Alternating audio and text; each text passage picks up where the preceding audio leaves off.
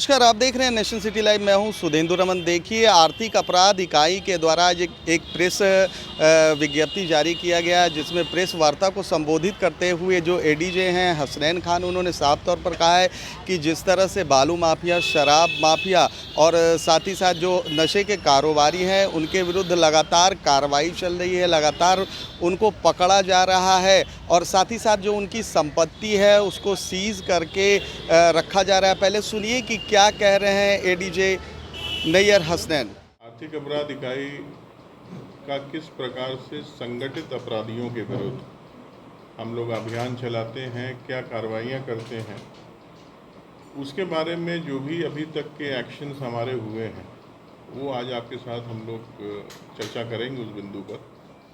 उसमें सबसे इम्पॉर्टेंट चीज़ ये है कि पीएमएलए एक्ट 2002 का जो है, उसमें prevention of money laundering act, जिसके तहत ऐसे माफिया एलिमेंट्स जो इन्वॉल्व हैं संगठित अपराध में, जिनका बिल्कुल clear cut proceeds of crime से जिन्होंने अपनी संपत्ति अर्जित की है, ऐसे अपराधियों के विरुद्ध जो भी कार्रवाई होनी चाहिए, जैसे उनके प्रॉपर्टी का कॉन्फिस्केशन, फॉर्फिचर, और उनके विरुद्ध जो फाइनेंशियल इन्वेस्टिगेशन होता है, मनी लॉन्ड्रिंग की अगर कोई साक्ष्य आ रहे हैं, उनके बेटर इन्वेस्टिगेशन और उनके द्वारा अर्जित की गई अकूत संपत्ति जो प्रोसीड्स ऑफ क्राइम से है, उसका कन्फिस्केशन, फॉर्फिचर की कार्रवाई आर्थिक अपराध इकाई के माध्यम से की जाती है। और ये यहाँ से प्रस्ताव बन के प्रवर्तन निदेशालय, जो इन्फोर्समेंट डायरेक्टरेट है भारत सरकार की, उसको हम लोग भेजते हैं, क्योंकि ईडी ही नोटिफाइड एजेंसी है पीएमएलए के एक्ट्स में कार्रवाई करने के लिए। और हमारे यहाँ जो स्टेट की एजेंसीज़ हैं, जिसमें आर्थिक अपराध इकाई भी है, हमारे यहाँ ऑपरेशंस का है जो नक्सल घटनाओं को देखती है, उनके विरुद्ध अभियान चलाती है।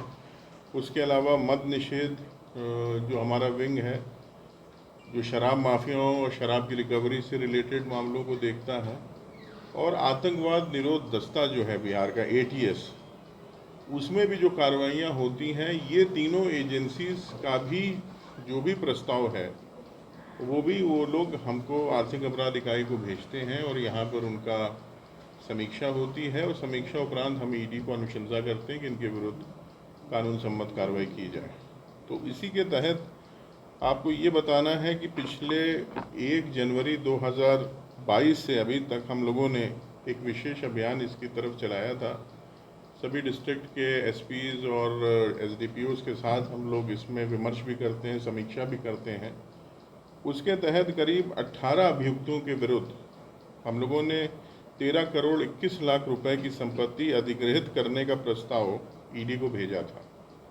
और इसके अलावा वर्ष 2013 से लेकर अभी तक कुल 196 ऐसे प्रस्ताव हैं जो हम लोगों ने ईडी को भेज रखे हैं। इसमें हर तरह के माफिया हैं, जो बालू के भी हैं, लैंड के भी हैं, लिकर माफिया हैं, नारकोटिक्स और ड्रग्स में भी हैं, नक्सल क्षेत्र के भी हैं।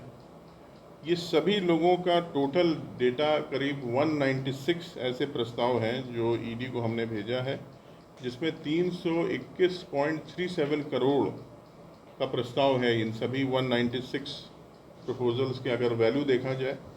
और अभी तक 29 मामलों में 36 अभियुक्तों के विरुद्ध ईडी ने कार्रवाई की है, जिसमें लगभग 50.5 करोड़ रुपए की संपत्ति अधिकृत की जा चुकी है। और इसके अलावा और जो प्रस्ताव अभी उनके यहाँ प्रोसेस में हैं, जिस पर वो कार्रवाई कर रहे हैं, हमारे यहाँ से जो सूचनाएं, जो जानकारी है, वो उनसे साझा की जा रही है। और मुझे उम्मीद है कि आने वाले समय में इसमें और अधिक वृद्धि होगी और अधिक लोगों के विरुद्ध ये कार्रवाई धरातल पे उतरेगी। इसमें अभी तक बालू माफियाओं के विरुद्ध करीब 9 प्रस्ताव हम लोगों ने भेजे हैं। नशे के कारोबारियों के विरुद्ध लगभग 10 प्रस्ताव हैं। शराब माफियाओं के विरुद्ध कुल 34 प्रस्ताव समर्पित किए गए हैं। और इसमें राज्य के जो नक्सल प्रभावित क्षेत्र हैं, उसमें कुल 15 प्रस्ताव हम लोगों ने ईडी को भेजे हैं, जिसमें 10 मामलों में 5.5 करोड़ की संपत्ति का अधिग्रहण किया जा चुका है। इसके अलावा शेड्यूल्ड ऑफेंसेस में भी, या आईपीसी के जो एक्ट्स हैं जिसमें लूट, डकैती, इस तरह के मामले आते हैं, किडनैपिंग के मामले हैं, जो प्रोफेशनल अपराधी हैं, ठगी है, जालसाजी है, ऐसे मामलों में भी इस अधिनियम का उपयोग हम लोग करते हैं। ख़ासतौर से एनडीपीएस एक्ट के तहत जो कार्रवाई हो रही है उसमें करते हैं। फिर PC act, immoral trafficking prevention act, इसके तहत भी होती हैं कार्रवाइयाँ। तो कुल अभी तक जो हम लोगों का डेटा है वो अभी आपके साथ हम लोग प्रेस नोट में शेयर भी करेंगे। ये अभी हम लोगों की मेन प्राथमिकता है और इस पर हम लोग लगातार काम कर रहे हैं। हम सभी एजेंसीज के साथ समन्वय स्थापित करके इसमें निरंतर कांडों की समीक्षा हो रही है। और इन क्षेत्रों में जो आप जानते हैं राज्य सरकार की, हम लोगों की जो पॉलिसी है स्टेट की, नशाबंदी के विरुद्ध पूर्ण इसमें प्रतिबंध का है, उस पर विशेष ध्यान दिया जा रहा है। बालू माफिया के जितने मामले हैं, आपने देखा होगा कि वर्ष 2021 में भी कार्रवाइयाँ हुई, उसमें बहुत से लोगों के विरुद्ध सज़ा हुई है, चार्जशीट सब सबमिट हो रही हैं। तो उसमें जिनके विरुद्ध इस प्रकार की संपत्ति के साक्ष्य आएंगे तो वो प्रस्ताव आगे भी भेजे जाएंगे। बहुत से ज़िलों से भी हमें, जैसे जहानाबाद, पटना, गया से भी बालू माफियाओं के विरुद्ध प्रस्ताव आए हैं। अरवल से भी एक प्रस्ताव आया है, उसके तहत कार्रवाई की प्रोसेस में है। बहुत से प्रतिवेदन अभी हमारे यहाँ समीक्षा अंतर्गत हैं जो इकोनॉमिक ऑफेंसेस यूनिट कर रही है। तो ये कुल मिला के हमारा जो ड्राइव है माफिया के विरुद्ध वो बहुत ही व्यापक है और हमें उम्मीद है कि इस प्रकार की जो ड्राइव आगे भी चलेगी, जिसमें ज़िला पुलिस की भी उनका सहयोग हमें अपेक्षित है और बहुत से ज़िलों के एसपी व्यक्तिगत रुचि भी ले रहे हैं इस दिशा में। तो आने वाले समय में माफियाओं के विरुद्ध एक बड़ा अभियान और इनकी जितनी भी संपत्ति इन्होंने अर्जित की है काले धंधों से, उस पर हम लोगों को कामयाबी मिलेगी उसके अधिग्रहण पर। और इनका जो फाइनेंशियल बेस है, जो इनकी कमर है जिसे कहा जाए, जो स्ट्रेंथ है, वो तोड़ दी जाएगी और इनका जो भी धंधा नेटवर्क है उसको ध्वस्त किया जा सके, इस पर हम लोग पूरी तरह से कार्यरत हैं। आप लोगों के माध्यम से हम लोग आम नागरिकों को ये जागरूकता करवाना चाहते हैं कि केंद्र सरकार की तरफ से एक central equipment identity register portal शुरू हुआ है, CEIR पोर्टल होता है। इसमें नागरिक भी और जो लॉ इन्फोर्समेंट एजेंसीज है जैसे कि पुलिस हो गया, जो लोगों के मोबाइल गुम होते हैं, चोरी होते हैं, या फिर जिन मोबाइल नंबर्स के माध्यम से किसी प्रकार का फ्रॉड हुआ है, धोखाधड़ी हुई है, उसका नागरिक स्वयं भी और हम लोगों को रिपोर्ट देके या स्थानीय पुलिस को रिपोर्ट देके उसको ब्लॉक करवा सकता है। उसको बोलते हैं CEIR portal, central equipment identity register portal. अभी तक पूरे बिहार राज्य में इस पोर्टल की शुरुआत केंद्र सरकार के द्वारा मई 2023 में की गई थी। पूरे बिहार राज्य में हम लोगों ने जो एक्सरसाइज की 6187 जो सिम जो हम लोगों को कंप्लेंट्स आई, हमारे पास जो 1930 की हेल्पलाइन चलती है, NCRP पोर्टल की चलती है, तो उसमें हमेशा वो बताते हैं अधिकांश जो हमारा साइबर फ्रॉड होता है या फिर किसी का जो लड़कियों के विरुद्ध कंप्लेंट होती है कि लड़कियों को तंग किया जा रहा है, सेक्सुअल एक्सप्लॉयटेशन के मामले होते हैं, CSAM के चाइल्ड सेक्सुअल अब्यूज़ मटेरियल के मामले होते हैं, तो उसमें किसी न किसी फ़ोन का प्रयोग होता है। तो इस प्रकार से हम लोगों ने टोटल 6187 सिम का लिस्ट बनाया था और उनको ब्लॉक करने का प्रस्ताव हम लोगों ने इस पोर्टल के माध्यम से भेजा था, जिसमें अभी तक पूरे बिहार राज्य में 3927 सिम को ब्लॉक किया जा चुका है। ये जो व्यवस्था है इसमें केवल सिम ब्लॉकिंग का नहीं बल्कि जो IMI है, IMI जाने के मोबाइल को भी ब्लॉक किया जा सकता है। नहीं तो बहुत बारी आप देखते होंगे जो साइबर फ्रॉडस्टर्स होते हैं एक सिम का उपयोग करते हैं, फ्रॉड करते हैं और फिर उस सिम को फेंक देते हैं, तोड़ देते हैं और फिर उसी नंबर में नया सिम लगा देते हैं उसी मोबाइल में। तो इसके जो दूसरी प्रावधान है कि हम लोग मोबाइल का IMI ही ब्लॉक कर देते हैं। उसमें हम लोग विश्लेषण करते हैं कि एक पर्टिकुलर मोबाइल, क्योंकि मोबाइल का IMI स्पेसिफिक होता है, उससे कितनी बारी फ्रॉड कॉल्स आ रही हैं, उसका रिपोर्टिंग होता है पोर्टल पे और फिर हम लोग उसको नंबर को ही ब्लॉक करा देते हैं, मोबाइल भी ब्लॉक हो जाता है, उसमें फिर दोबारा नया सिम डाल के उसका प्रयोग नहीं किया जा सकता है। और अभी तक ऐसे 775 IMI को ब्लॉक करने का प्रस्ताव हम लोग भेज चुके हैं। तो ये एक बहुत अच्छा माध्यम है सभी के लिए। इसमें बहुत ज़्यादा नहीं चाहिए होता है, अगर मोबाइल गुम हुआ है या फिर आपका ये कोई फ्रॉड कॉल्स आ रही हैं किसी पर्टिकुलर सिम से, तो स्थानीय थाना में जाके एक सनहा मात्र से भी ये हो जाता है। FIR में अगर नंबर है तब भी हो जाता है और इसको आप लोग ऑनलाइन अपलोड करा सकते हैं। तो इससे होगा क्या कि जो मोबाइल स्नैचिंग की भी घटनाएं हैं, मोबाइल छिनताई की घटनाएं होती है, उसमें भी वो होगा कि इस तरह की जब स्नैचिंग होती है और आपका मोबाइल नंबर ब्लॉक हो जाएगा तो उसका फिर को दोबारा रीसेल करके उसको नहीं कर सकते कि उसका कोई उपयोग ही नहीं, उसको कंपनी ही निष्क्रिय कर देती है। इसमें जितने भी हम लोगों के टेलीकॉम सर्विस प्रोवाइडर्स हैं उनको ये सूची चली जाती है। इसके बाद आपका एक प्रश्न था कि जो भ्रष्ट लोग हैं उनके विरुद्ध हम लोग जो संपहरण की कैसे कार्रवाई करते हैं। एक रीजनल इकोनॉमिक इंटेलिजेंस काउंसिल होता है REIC, जो हम लोगों के प्रिंसिपल डायरेक्टर इनकम टैक्स हैं वो उसके अध्यक्ष होते हैं। और इसमें जितने भी आर्थिक अपराध के साथ संबंधित एजेंसीज़ हैं, चाहे वो इनकम टैक्स हो, राज्य स्तर से हम लोग नोडल हैं, आर्थिक अपराध इकाई है, CBI है। देन हम लोगों के भ्रष्टाचार से संबंधित केसेस 3 जगह पे होते हैं राज्य सरकार से। विजिलेंस में होते हैं, स्पेशल विजिलेंस यूनिट में होते हैं और आर्थिक अपराध इकाई में होते हैं। तो अनिवार्य रूप से इसका हर 3 तिमाही पे एक बैठक होता है। तो जितने भी भ्रष्टाचार संबंधित मामले होते हैं जिसमें लोक सेवक इन्वॉल्व होते हैं, चाहे वो ट्रैप का मामला हो, चाहे डिस्प्रपोर्शनेट एसेट्स का मामला हो, तो उनका जो FIR होता है और इन्वेस्टिगेशन की स्थिति होती है, हम लोग इस जो REIC सेक्रेटेरिएट बोलते हैं, जो कि इनकम टैक्स डिपार्टमेंट उसकी नोडल डिपार्टमेंट है, उनको शेयर करते हैं। वहाँ से ऑटोमेटिकली वो प्रवर्तन निर्देशालय के पास चला जाता है। प्रवर्तन निर्देशालय फिर उसका स्क्रूटनी करता है और यदि वो पाता है कि इस केस में संपहरण लायक संपत्ति है तो अपने आप वो ECR रजिस्टर करके आगे की कार्रवाई करते हैं। तो ये आर्थिक अपराध इकाई स्तर से 100% मामले जिसमें भ्रष्टाचार निवारण अधिनियम लगा हुआ है उनको हम लोग ऑलरेडी REIC सेक्रेटेरिएट को दे चुके हैं और तकरीबन 7 या 8 मामलों में उनके द्वारा प्रिलिमिनरी स्क्रूटनी करके समन्स और नोटिस भी किए गए हैं। मैं आपको बताता हूँ, अभी रिसेंटली एक नया गाइडलाइंस आया है डिपार्टमेंट ऑफ टेलीकम्युनिकेशंस की तरफ से। अगर आप चाहें तो आज वाले ग्रुप में हम वो उसका वो कर देंगे। लास्ट मंथ ही 2 विस्तृत गाइडलाइंस आई हैं।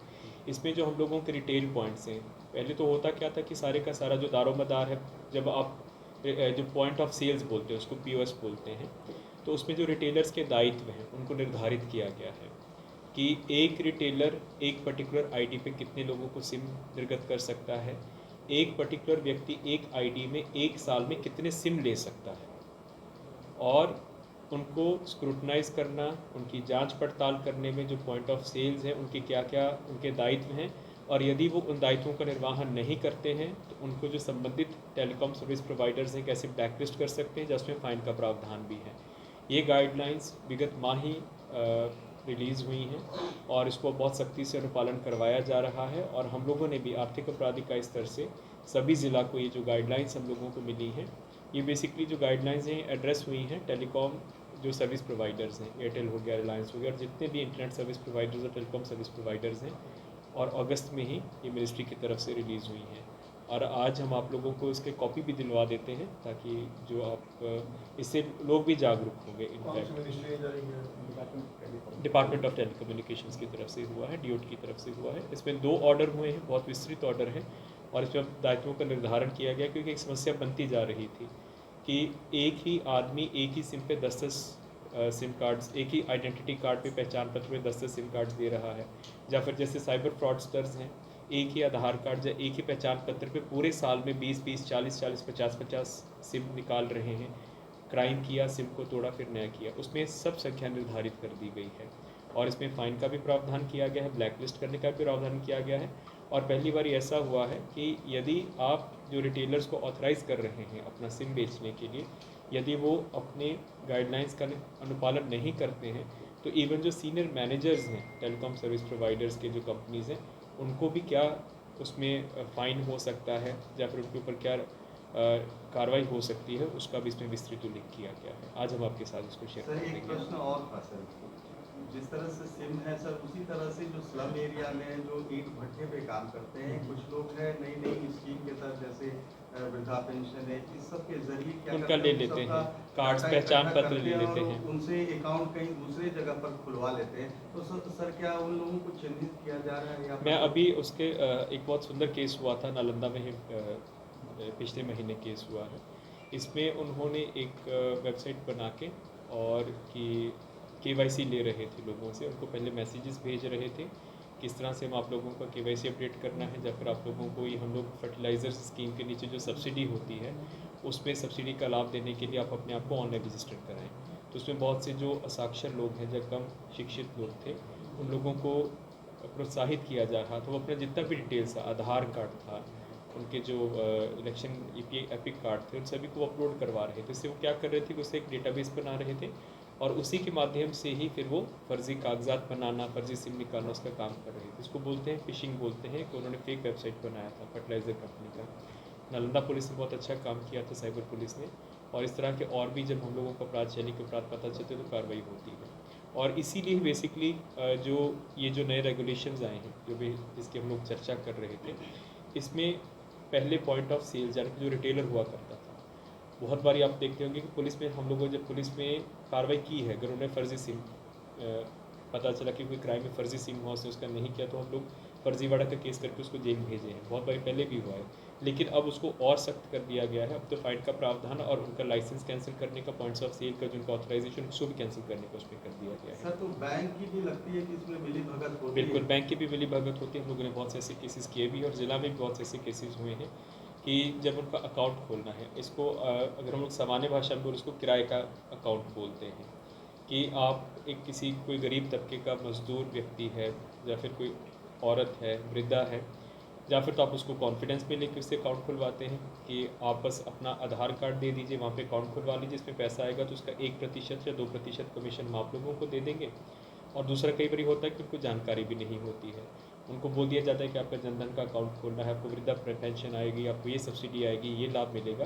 तो वो अपना उनको सारा आधार कार्ड और वहाँ पे जाके अपना सारे बायोमेट्रिक्स भी दे देते हैं, उनके नाम से खुल जाता है कार्ड, और एक बारी जब फ्रॉड की राशि उनके अकाउंट में आती है, उसको विड्रॉ करके और तुरंत अकाउंट बंद कर दिया जाता है। बैंकों का इसमें दायित्व है कि उसका प्रॉपर सत्यापन करे, जैसे सिम में किया गया है कि एक व्यक्ति एक साल में कितने सिम ले सकता है, तो उसमें भी हम लोगों को आरबीआई की भी गाइडलाइंस हैं, और यहाँ से भी हम लोग बहुत बारी बैंकों को लिख के दिए हैं कि आप कीजिए कि एक पर्टिकुलर पहचान पत्र या ई-केवाईसी से कितने अकाउंट खुल रहे हैं, यदि अकाउंट खोल रहे हैं तो कितनी देर में उसको बंद किया जा रहा है, कितनी ट्रांजैक्शंस के पास बंद किया जा रहा है।